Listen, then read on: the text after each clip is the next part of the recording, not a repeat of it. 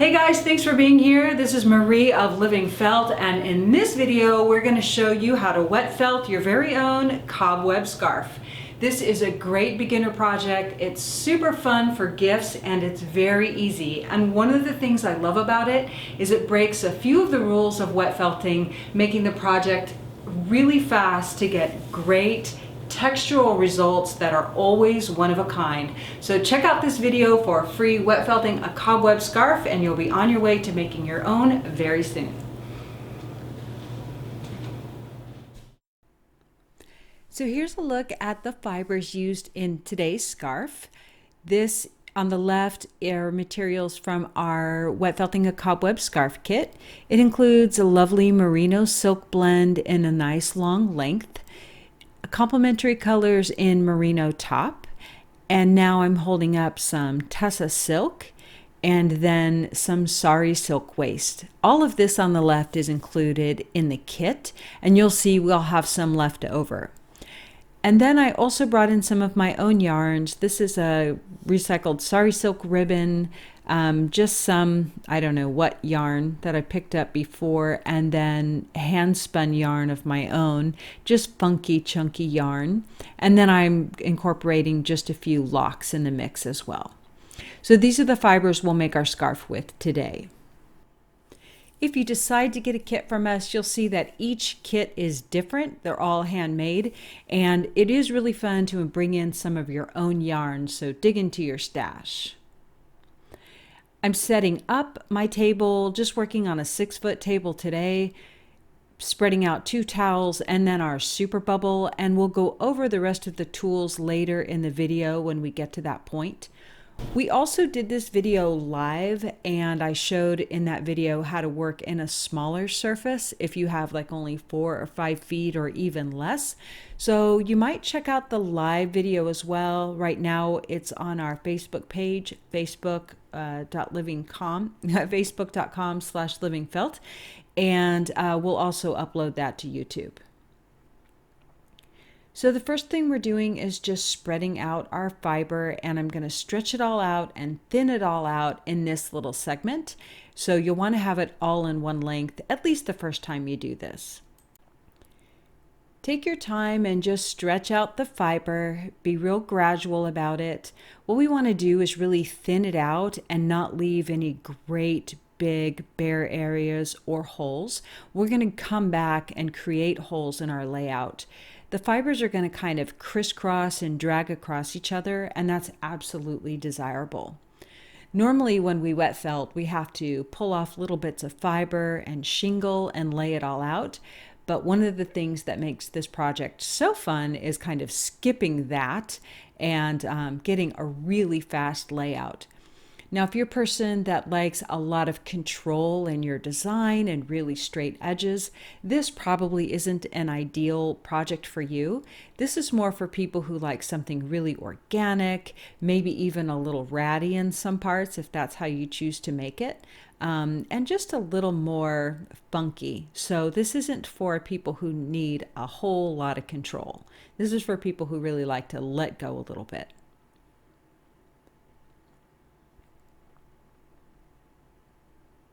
This video is sped up to 2 times the rate right now here during the layout.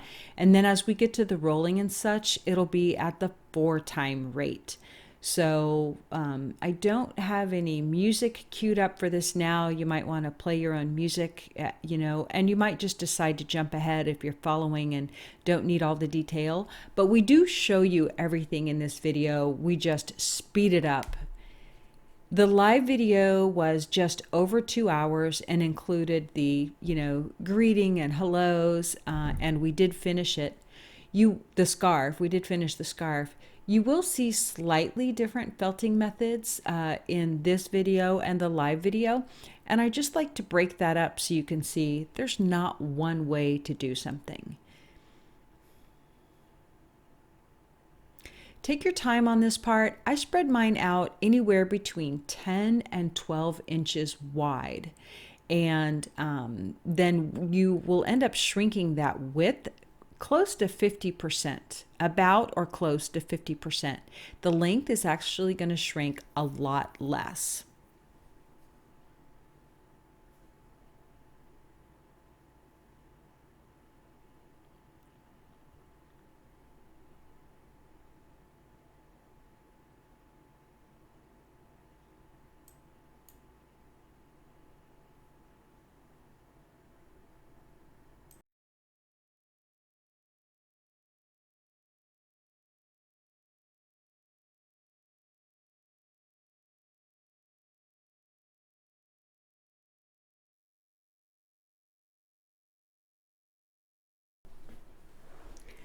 Okay, so we're going to bring in some of our yarns here and just have fun with this part. I will lay down yarns and merino top and the bling fibers in any order that I feel inspired. This ribbon that I'm laying down is just recycled sari silk. It's been hand dyed and knotted, so this stuff usually bleeds, as you'll see later on. It doesn't felt, so we'll anchor it down with just little bits of fiber. And I like long lengths of ribbon or yarn like this to sort of appear and disappear. So if it doesn't felt and the fiber won't grab onto it, then don't leave super long lengths uncovered with any fiber at all. You can, in many cases, use even less fiber than I'm using. This is such a strong ribbon, I know it's going to jump out from the fiber once it's all felted, and I don't want it to be screaming. I want it to kind of migrate in and out of what will be the background. You can incorporate all kinds of fiber. So I'm showing you there how I spread it out. You can incorporate all kinds of yarns. They don't have to be a wool yarn. I always use novelty yarns in my scarf. And in the live video, I used only novelty yarns. So what I'm holding right now, gosh, it might be wool. I don't even remember. I bought it for a weaving project. But one of the things that's nice is to let your yarns and or locks trail off the end for the tassels. Tassels help add length to this project, and I'm going to show you how to make those just ahead here. So the layout part, is a really fun part. Take your time with it, have fun.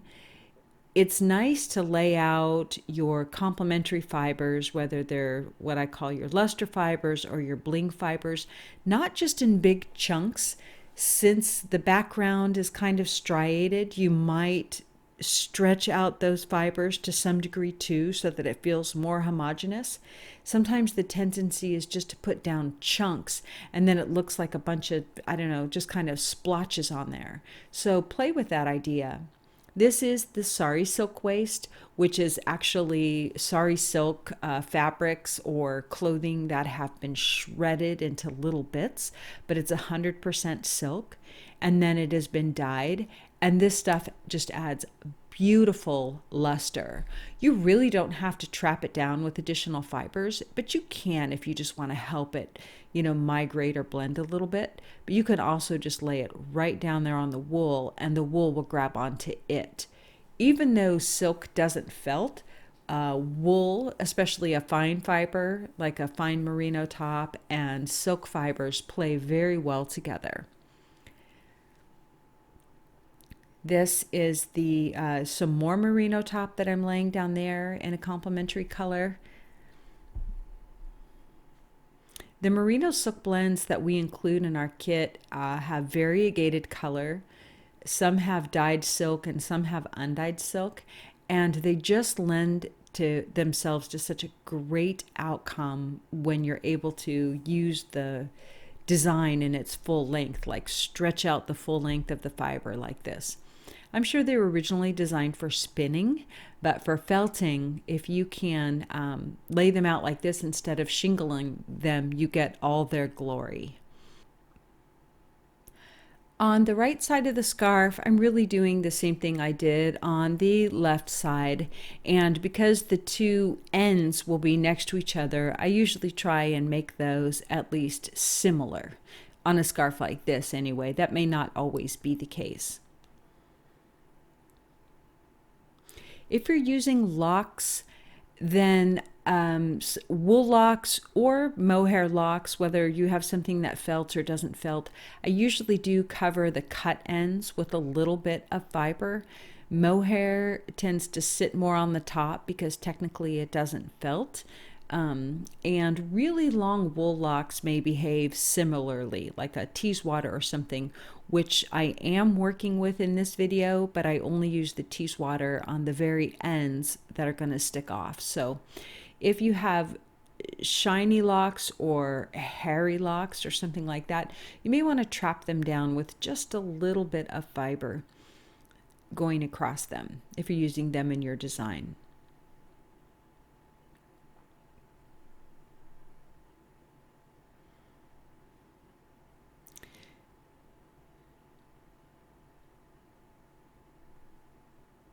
This whole scarf, when we're finished, is probably going to weigh just a couple of ounces.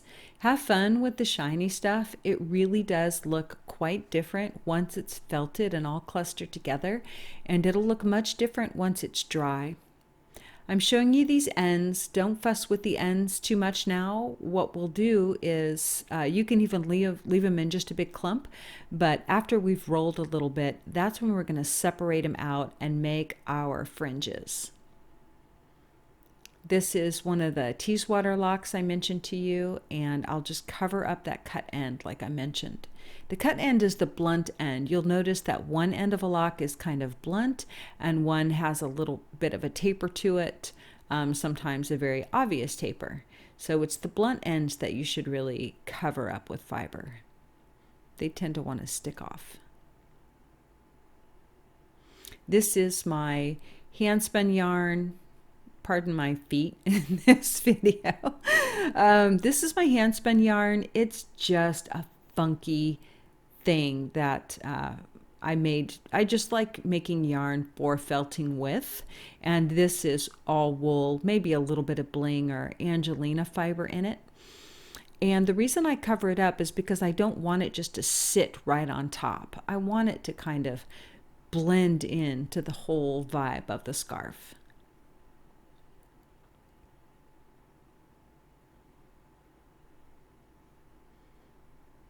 And then I'm going to go do the same thing on the opposite end. In this video, I'm going to move the table kind of back and forth so you can see what's happening instead of move the cameras around a whole bunch. And mostly it's only really going to matter on the ends. Now, you'll notice that I've let my design extend over both ends of the table. When my scarf isn't too much longer than the table, this might be one method I choose. In the live video, I show you how to work on a really short surface. And so like if you want to make a scarf that is 7 feet long in the layout, but your tabletop is only 4 or 5 feet long, what we do is we start with one end blunt to the end of your table, wet it out and roll it up, and then continue working down the other end. And you can see that in the live video as well.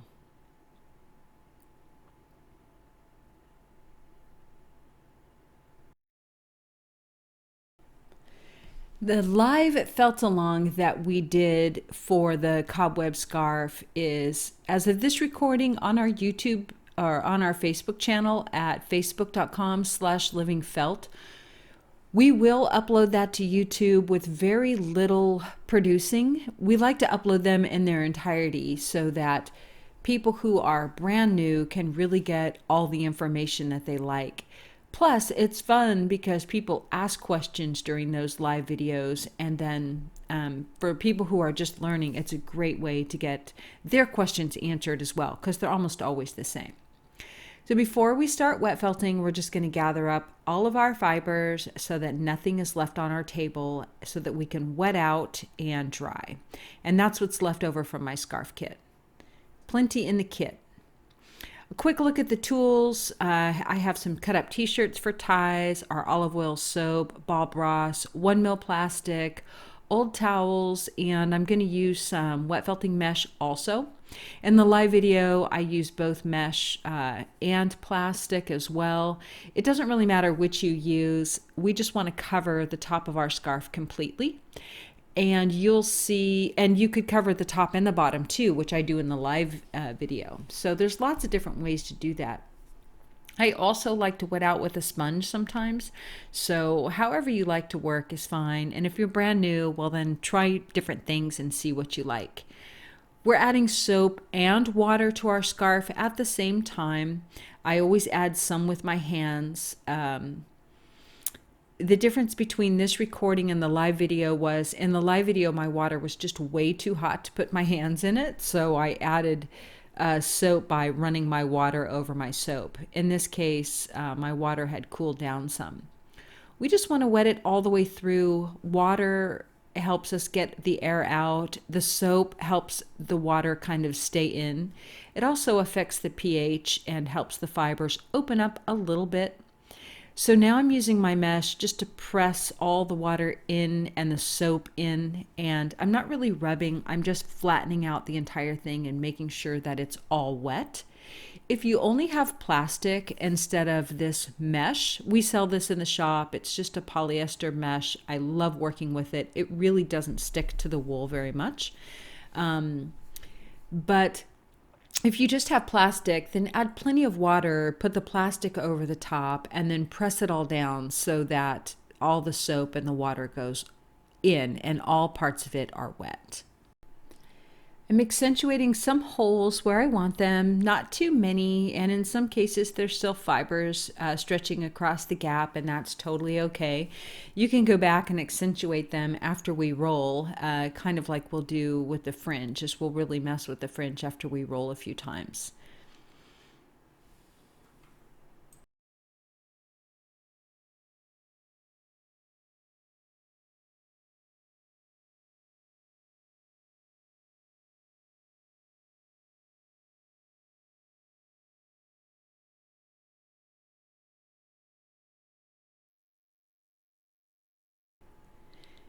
Now for the rolling, I'm putting the plastic on top. This is just 1 mil plastic sheeting that you can get at the hardware store. It comes in a roll. You can also use your mesh. My only recommendation is if you're brand new to wet felting and you work with mesh, and I do love working with mesh, I work with it very often, is just to, pause at each 100 rolls or so in the beginning and peel it back very gently to make sure you're not being too aggressive in your rolling and that your fiber is not sticking. So it's just kind of a learning curve. We're going to wrap our scarf up, and as you can see, my plastic is not quite as long as the tail ends that I made. So I'm going to bring in some mesh here to just sort of bridge that gap so the fiber isn't touching fiber when we roll it up. I'm not even fussing with the fringes, just wet and soap them, and we'll deal with them after we roll a bit. The same on the opposite end. My super bubble is shorter than my scarf, and so we'll just bridge that gap with some more mesh underneath there as well.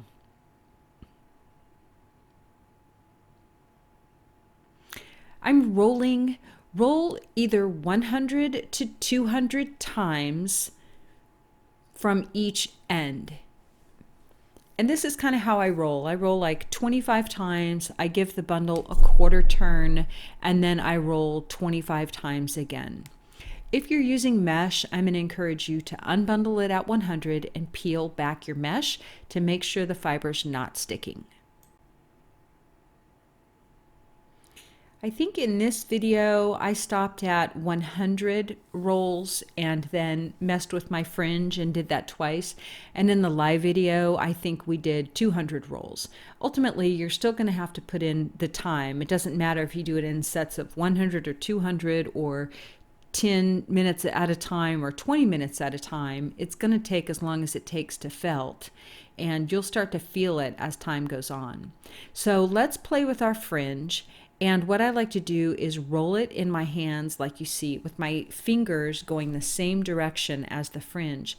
For some reason that is a little bit easier to roll. If it's not too wet and soggy, if your hands are too slippery, that'll be difficult. And I like my fringes just to be round and not mushed flat. So pull the fibers apart a little bit, get things grouping together and roll them. You may need to do this a couple of times during the process. It's just totally worth it. You're going to have fun and funky fringes, and you can cut them later if some of them are too long. I'm not pulling too hard right now. We're just trying to get them from flat to round. Start getting them to be round. In some case, I'm clustering yarn with the fiber. In some case, it's just fiber. In some cases, it's locks with the fiber. And go back and accentuate some holes if you like.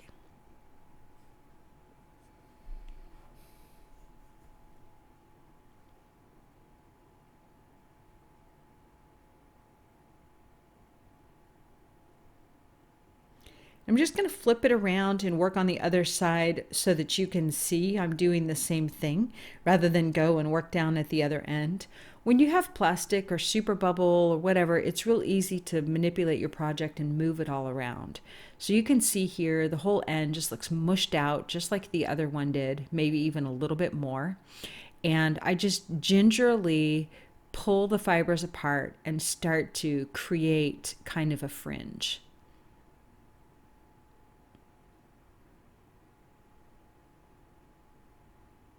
And then roll them all up.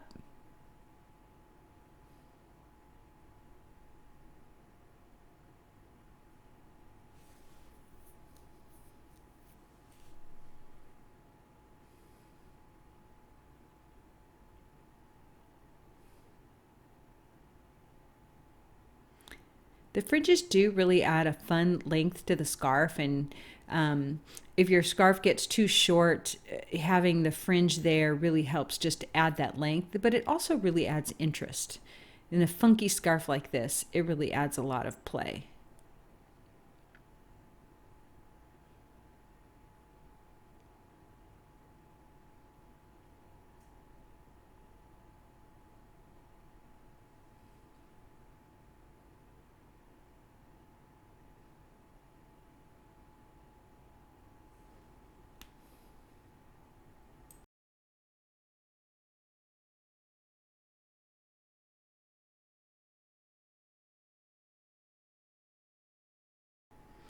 Okay, so now we're going to roll it all up just like before, but you'll notice that you can roll it, just a little more tightly and roll with a little more pressure.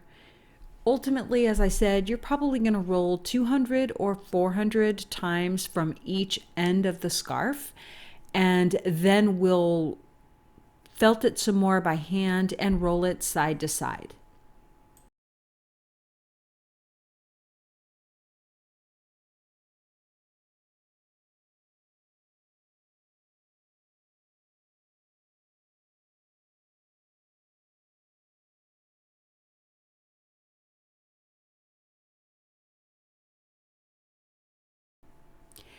Folding in the ends of the towels really helps keep it organized, not thwapping on the table. Again, this is 4 times the speed of rolling. You'll want to, let's say initially you rolled 100 times from each end, then you're probably going to roll another 200 to 300 times from each end to continue working on the scarf. Just pause and check your work after every 1 or 200.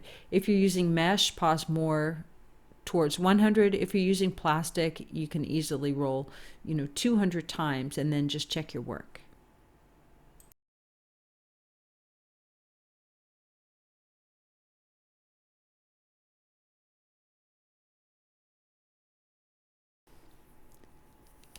So now we're going to felt a little by hand. You can use your pool noodle to rub and roll it. Notice I'm going side to side now because we do need to shrink from this direction.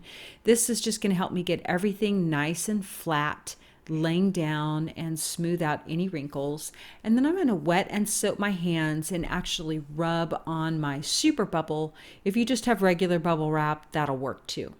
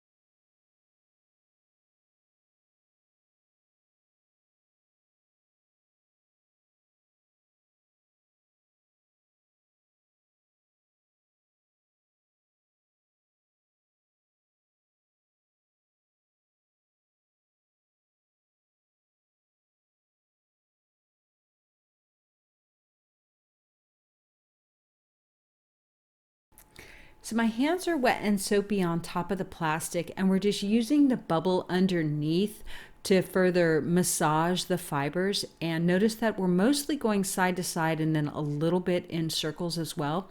But we're not disturbing the design underneath. We're really pressing down. And as I evaluate the readiness of the fiber, then I'll start actually rubbing on the fiber itself with my wet and soapy hands.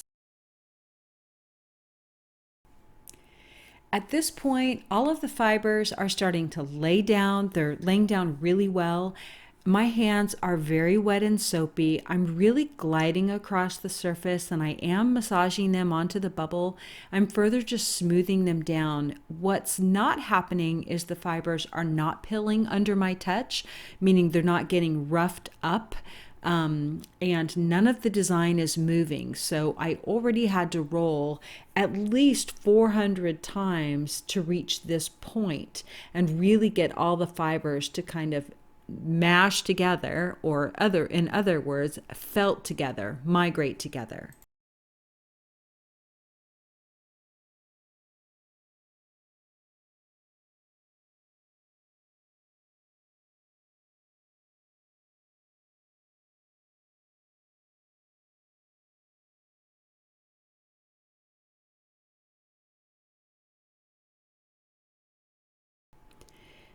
At this point, we really have a soft felt, meaning all the fibers are kind of holding together and I can pick it up as a fabric.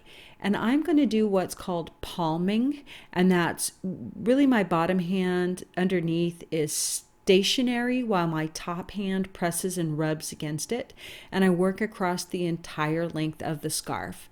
I shrunk this scarf more than I did the one in the live video, really for sake of time. But working across an entire project like this is one thing that I just really love to do. I like the outcome and I like seeing the status of every inch of something I'm working on. So this is called palming, and your felt needs to be stable enough to do. And this is one of the techniques for fulling or further shrinking the fibers once a soft felt has been achieved.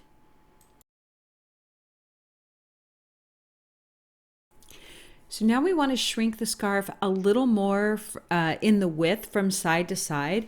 I'm using my mesh. If you just have plastic, you can use that too. In the live video, I use the plastic. What I want is to have a barrier so that none of the wool is touching itself while we roll it on our pool noodle. And you can fold it up just like we're doing. Some people in the live show were a little surprised that we could do that. And I expected that because we don't see it a lot. But as long as there's a barrier when the fiber is still in this delicate stage, we can fold it over on itself and then roll it 100 to 200 times in the width and further shrink it down.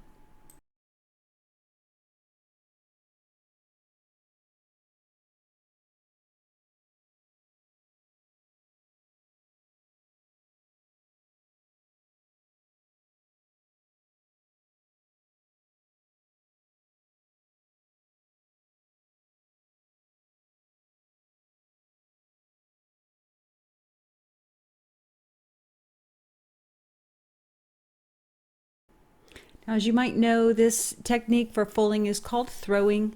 So we're just thwapping it, and then I am scrunching it up and rolling it or rock and rolling it on the surface. When you have something that you're not trying to greatly control the shrinkage of, you can do these techniques. If you want to really control the squareness of something, you wouldn't throw it and you probably wouldn't wad it up and just roll it all around like I do here. So these are folding techniques you can use when the finish is going to be a little more organic, but you don't want to throw unless something is really felted a little bit more, or it's going to kind of rough it up. So your fiber needs to be ready for that.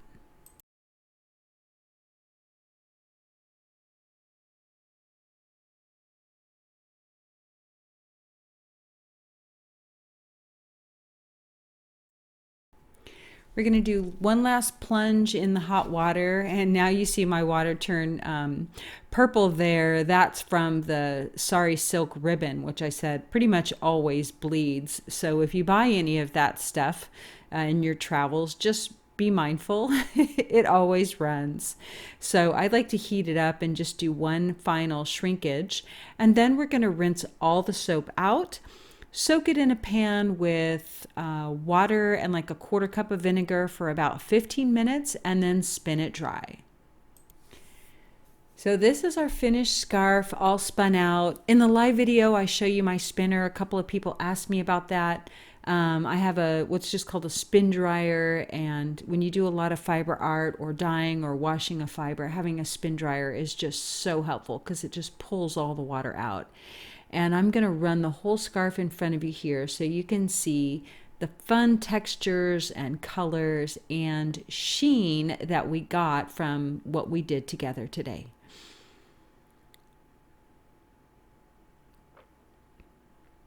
And so you can also see what I said. If you're looking for something perfect, this is not the method. This is just for making a crazy scarf. And this is just one method of making a cobweb scarf. You may see someone do something completely different.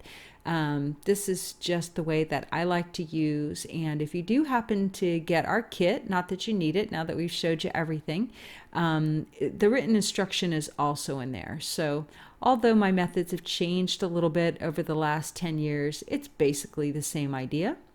And you can see here how fun and funky all of this is. And in person, it shines. The shiny parts shine even more than we can capture here on the camera. So that's it on my scarf, and I hope you'll share yours on our Facebook page at facebook.com/livingfelt.